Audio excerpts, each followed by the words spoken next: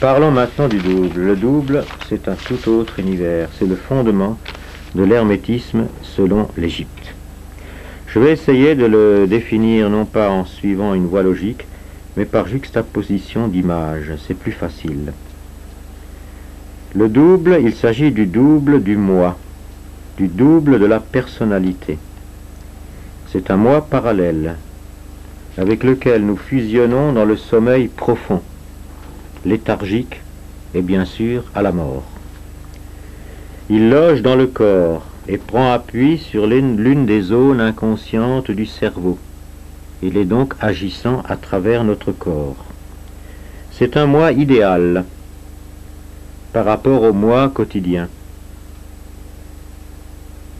Il vit dans la fatalité astrologique, donc il est beaucoup plus proche de l'environnement cosmique qu'il sent.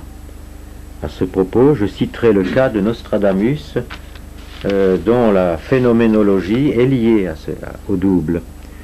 On a beaucoup étudié Nostradamus par les livres, par sa vie, mais les petites chroniques sont intéressantes aussi. Il venait souvent à Lyon pour y rencontrer la cour de France et sa grande amie Catherine de Médicis. Il y logeait rue Juiverie.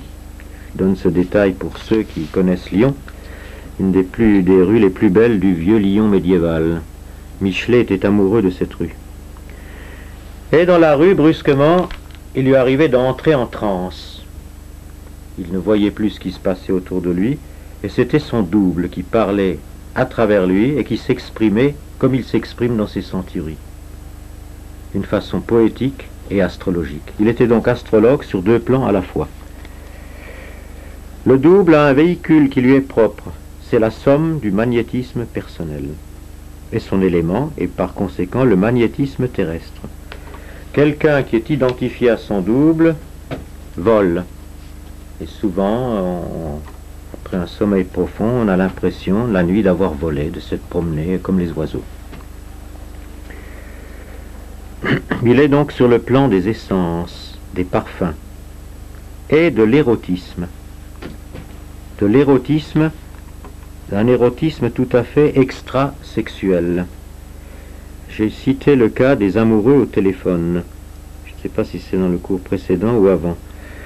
Des amoureux frais, donc enthousiastes, qui se téléphonent pendant 1 heure, 2 heures, 3 heures le soir pour se dire des choses d'un intérêt très relatif, mais ce fait de se téléphoner les met dans un état d'euphorie, qui est un état érotique concernant le double.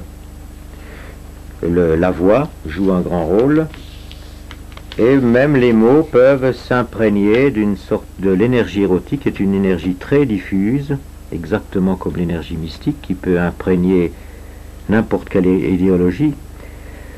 Et c'est une façon déjà de goûter à l'amour sur le plan de la quintessence de l'amour, qui est celle du niveau du double. Le double jouit de la fumée du tabac. Les drogues l'exaltent et peuvent le détruire. Elles l'exaltent dans le sens du narcissisme, c'est-à-dire que pour le drogué, enfin cela dépend des drogues aussi, pour le drogué, les moindres problèmes sont projetés sous forme d'images sensationnelles, mais il ne s'agit pas d'un univers objectif. Le double détient donc les clés de l'essence de la sexualité, ce qui est l'érotisme au vrai sens du mot. Eros, en grec, le dieu du désir, et non de la sexualité.